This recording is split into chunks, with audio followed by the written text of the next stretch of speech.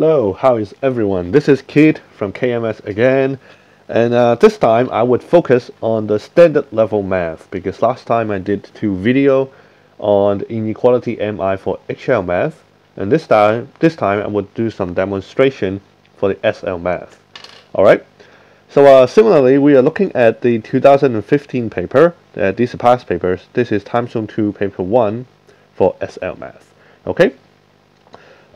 This year paper, honestly, I do think it is quite difficult, especially for the paper 1s, for the both time zones. There are some quite creative questions in both time zones paper 1, so I think paper 1 would be quite challenging for anyone doing 2015. So that's why I choose a lot of paper 1 questions to go over. For this video, we focus on calculus, which is differentiation and integration. So we're going to do more video on the 2015 paper later, so no worry. So first of all, we're going to look at this question. This question is number 4, which is a section A question, so it's a short question. And you can see it's quite simple. They give you a function, they just want you to differentiate it and integrate it. Okay? So the differentiation part should be easy. It's a very simple quotient rule thing, okay? So you want to differentiate that.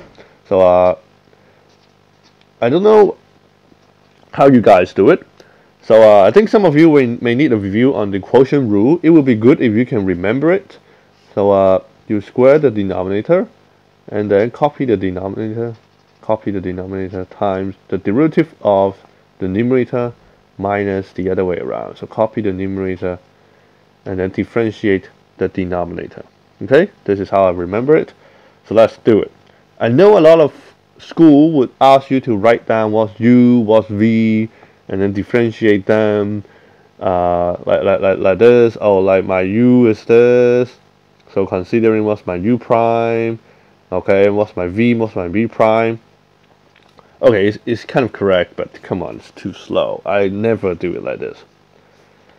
So yeah, let's see how I would do it. So g prime x is simply, so v squared, v is x, so just do it. So x squared, and then x, v is x, times u prime.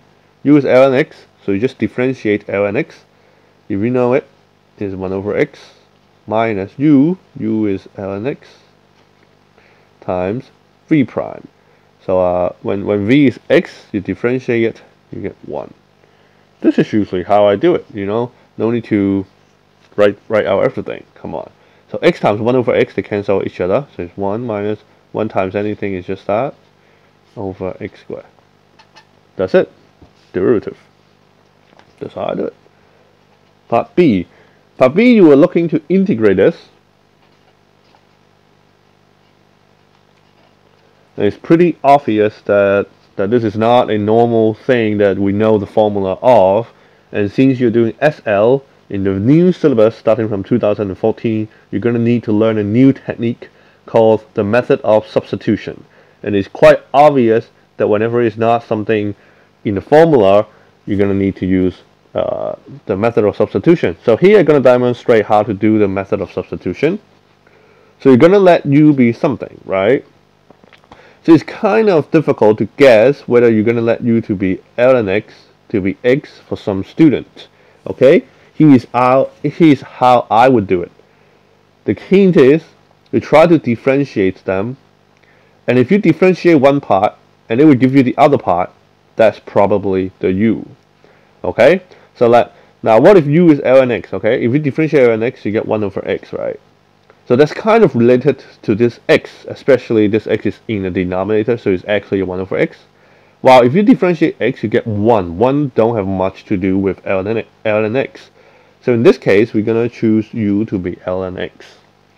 Okay, so we differentiate it. We multiply the x to the other side. I hope this is a standard procedure to you. So I didn't go over the details, right? So we substitute. So u is ln x, so u over x.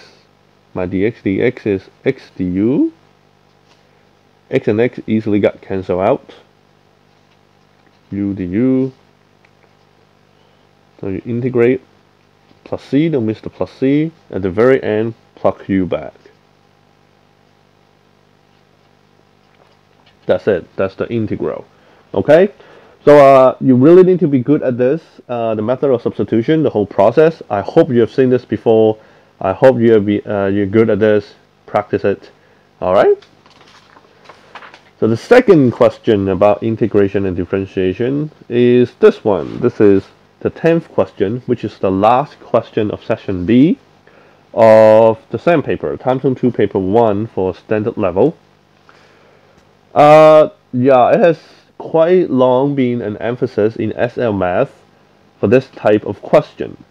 But for this time, they did add in a new part C, which is quite challenging for, I think, for a lot of students. So that's why I want to break it down. The basic setup is this. You have a certain function. Instead of showing you the diagram or the graph of that function, you only have the derivative of the original function. Okay, so remember this. This is already the graph of the derivative. Okay, so this graph kind of represents the gradient of the original function. Okay, now if we have the gradient function is basically very close to having the original function. So at least we kind of know everything about the original function, like how it go up and down, increasing, decreasing, maximum, minimum, because you could have found everything from the derivative function. So it is this idea that you should have know a lot of stuff about the original function already. And due to this, this is what the question will ask you about. So A, it asks, find all the possible values where x would be decreasing. Okay?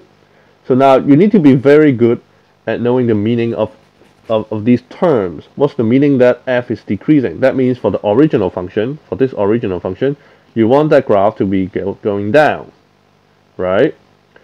Now the problem is, how do we know if the original function is going down? A function going down corresponds to saying that the gradient is negative. Well, the gradient is of course represented by the derivative, so it actually means we are looking for interval where the derivative is negative. So if you look at the graph, when is derivative negative? That's this part. This is when the derivative is negative. So that's the answer. So when is f decreasing? That's when f has value, the x value for f is between 0 to d. Okay? Next. Now that's already it. Okay? If you understand the concept, it would be easy. Find the value of x for which the graph of f has a local minimum. So think about it. If you have a function f, how do you find minimums? To find minimum, you will have differentiate it, make it 0, and then solve for x. Okay? So the first thing to look at is for when is the derivative equal to 0. Well, you have the graph of the derivative equal to 0, that means you're looking for x-intercept. So that's basically this point, 0 and d, right? A, 0, and d.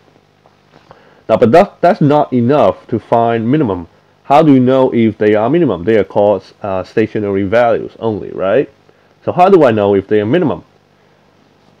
Well, then you need to think about, after you get the values for stationary value, like you solve the equation for the gradient function, right? What would you do? You would have do something called the first derivative test, right? You have drawn the diagram, right? And for those values that you found, you look a little bit in front, a little bit after, and see whether it's positive or negative. Now think about it. When would it be a negative? Okay? You would want for that value before it to be negative, right? And then after to be positive for the gradient function. Okay? Now, you really need to be good at this, okay? If you don't know this, you really need to revise your basic of how to find local maximum and minimum, okay? So for minimum, you want in front of that value, the gradient to be negative, and after the value, the gradient to be positive, okay?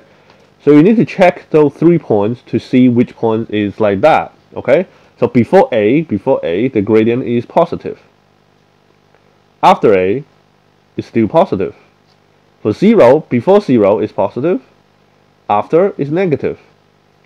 Now what about D? For D, before D is negative, after is positive. Okay? Now I'm talking about the value of the derivative, okay? So these are positive values because they're above the x-axis, while these are negative values because they're below the x-axis. That's what I mean. I'm not talking about the gradient of this graph because the graph itself is already the gradient. If you look at the gradient of this gradient graph, you would already be talking about the second derivative. Okay? You need to be clear about this. So what were we looking for? We are looking for negative then positive. Negative then positive. That's actually D.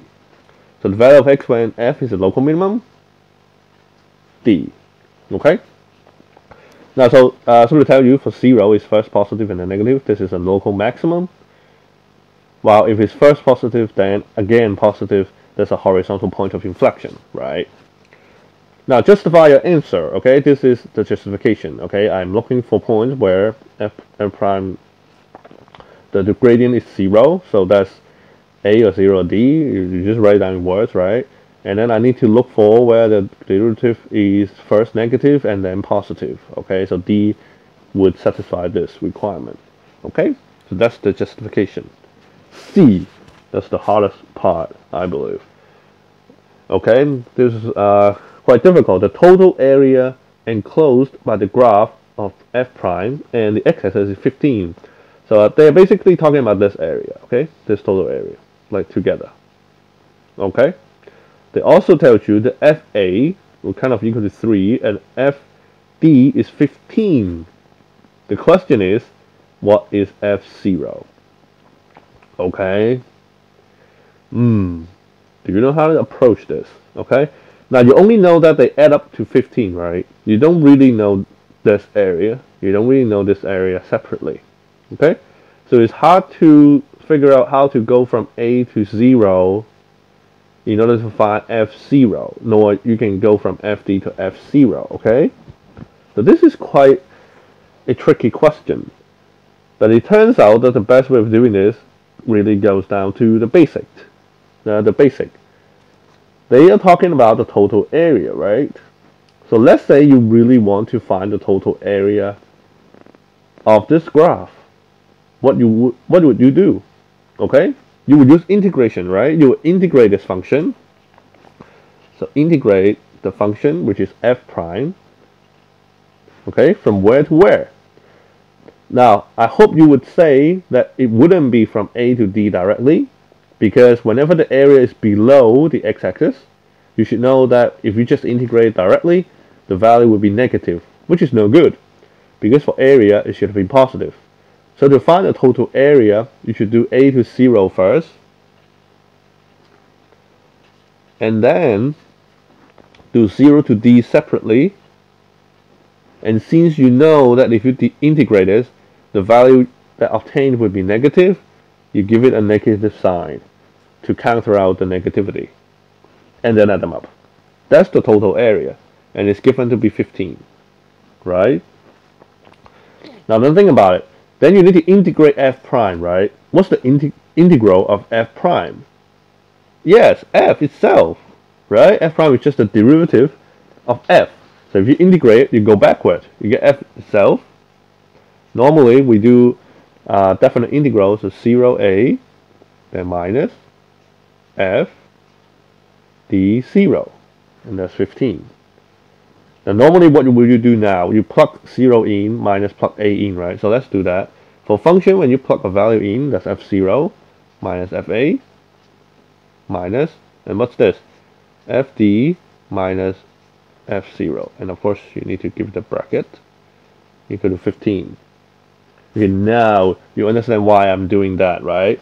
Because in the question it says fa is just 3, fd just minus 1, so this is minus 1, minus another f0. Sorry for the barcode.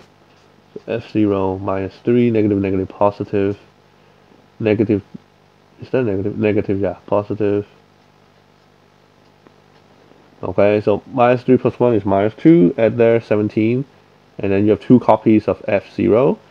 So 2f0, is 17, F0, 8.5. That's it. Okay? So it turns out it's not like you can actually figure it out by looking at the diagram and guess. Okay? This, I believe, is the fastest, is the easiest way to understand. It's just some simple algebraic argument, rather than imagine what's going on graphically. Okay? So anyway, this is it for this video. I promise I will do more soon. And again, comment below to tell me what you want in the future. Also visit my Facebook page at Kid Math Studio on Facebook. Search for me and just give me a message on the Facebook page. I will make sure that I'll reply. Okay? See you later.